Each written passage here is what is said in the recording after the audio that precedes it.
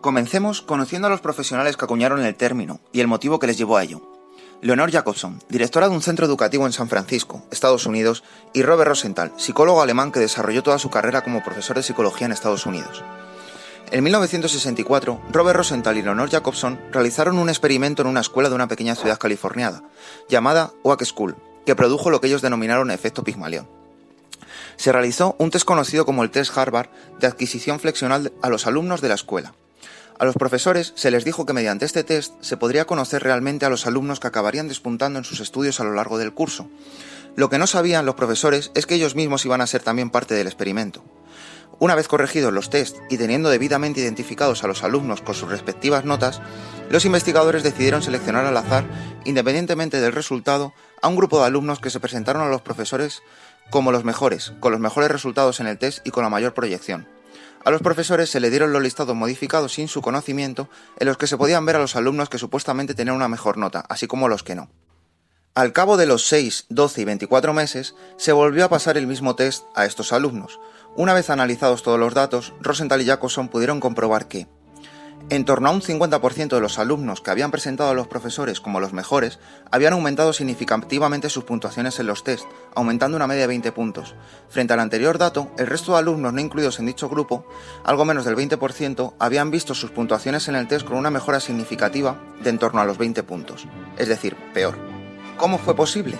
Pues bien, se comprobó que los profesores con aquellos alumnos considerados mejores tenían actitudes mucho más positivas para su aprendizaje, tenían un feedback positivo y no penalizaban sus posibles errores.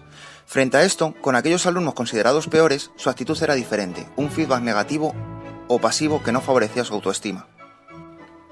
Gracias a este experimento, Rosenthal y Jacobson pudieron constatar la existencia de este efecto y de cómo las expectativas del profesorado influyen en el aprendizaje de sus alumnos, publicando su libro Pigmalión en la escuela, en el que recogen toda esta información.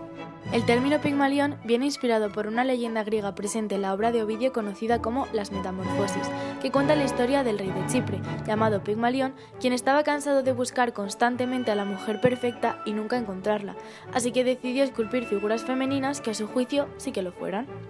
Tras terminar algunas de ellas, se enamoró perdidamente de una a la que llamó Galatea, con la que una noche soñó que cobraba vida y que incluso se casaban. Un día se encontró casualmente con Afrodita, diosa del amor, quien decidió complacer los deseos del rey y darle vida a su amada. En cuanto al efecto Pigmalión, de acuerdo con las palabras de Rosenthal y Jacobson, hace referencia a cómo las expectativas de los profesores influyen en el rendimiento y en el desarrollo de sus alumnos. Esta influencia por parte de los profesores suele ser inconsciente y hace que se generen una serie de etiquetas y prejuicios los cuales afectan de manera positiva o negativa al aprendizaje. En cuanto a la relación profesor-alumno, podemos observar 4 elementos presentes en ella que influyen en el aprendizaje del alumno en función de las expectativas del profesor. En primer lugar, tenemos el clima socioemocional, que hace referencia a la comunicación tanto verbal como no verbal del profesor. Este adoptará un tipo de comunicación más cercana con aquellos alumnos en los que tienen puestas unas expectativas altas.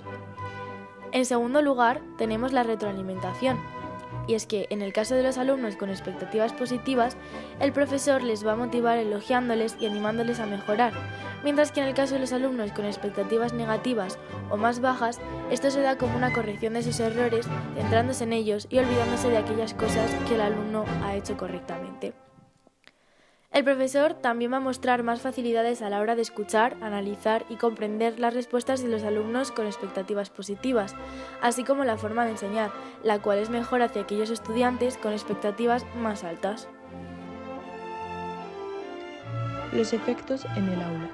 Los efectos que tiene este fenómeno en las aulas están ligados a las expectativas que crean los profesores sobre sus alumnos.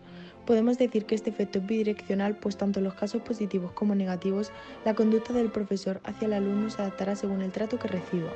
Por lo tanto, un alumno con expectativas altas o positivas según el criterio del profesor adoptará una conducta acorde a este pensamiento. Lo mismo pasa en alumnos con expectativas bajas. Estos efectos pueden ser positivos o negativos. Pigmalión positivo. Las expectativas positivas que un profesor puede tener hacia unos alumnos se manifiestan a modo de continuas preguntas, elogios o refuerzos, lo que causa un efecto positivo en el alumno, haciendo que su autoestima aumente y su autoconcepto mejore.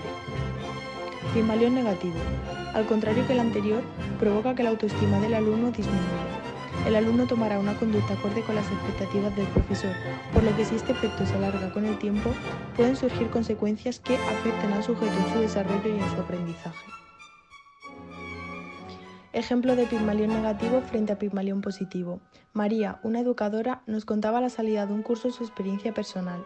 Lucía era una niña de 12 años que cursaba 2 asignaturas impartidas por María, la cual vio un día como la tutora de Lucía, muy enfadada, la expulsaba de clase y la echaba una descomunal bronca a medio del pasillo, donde le decía: «Solo causas problemas en la clase, desde ahora no quiero ir a hablar más de ti». Además, a partir de entonces la sentó al fondo de la clase, apartada del resto de sus compañeros. Aquella tutora, que comunicaba de un modo tan contundente sus bajísimas expectativas con respecto a Lucía, ejercía de Pigmalión negativo, lo que hizo que no le ayudase a mejorar su rendimiento escolar y su conducta. Por el contrario, María intuía que en Lucía había más talento y capacidad de lo que hasta ese momento la niña había demostrado. Desde ese momento decidió prestarle una atención especial en clase. De esta forma, integrándola en el grupo y dándole pequeñas responsabilidades, le comunicaba que le importaba y que esperaba bastante más de ella de lo que había rendido hasta el momento. Al cabo de cierto tiempo, se pudo observar un notable cambio en la actitud de Lucía hacia las asignaturas y hacia el grupo. Afortunadamente existen cada vez más educadores conscientes de este problema y que por ello prestan especial atención a alumnos de quienes su entorno, padres y sociedad principalmente, esperan muy poco. De este modo han logrado resultados sorprendentemente positivos. Llegados a este punto, nos planteamos la cuestión de si realmente existen desigualdades en el aula. Entre las principales condiciones que los profesores deben tener se encuentra la de favorecer el aprendizaje de todos sus alumnos, así como verlos desde una perspectiva positiva y capacitadora. Pero aunque suene incorrecto, todos los profesores desarrollan una cierta predilección hacia algunos de sus alumnos, aunque, como hemos dicho antes, esto se genere de manera inconsciente. Los profesores, sin darse cuenta, etiquetan a sus alumnos en función de si son buenos o malos estudiantes, trabajadores o vagos, generando que se centren en aquellos que favorecen un ambiente positivo y dejando a un lado al resto. De alguna manera, esto influye directamente en su aprendizaje, ya que realmente no se está dando una igualdad de atención a la educación de todos sus alumnos, provocando la existencia de alumnos de primera y alumnos de segunda.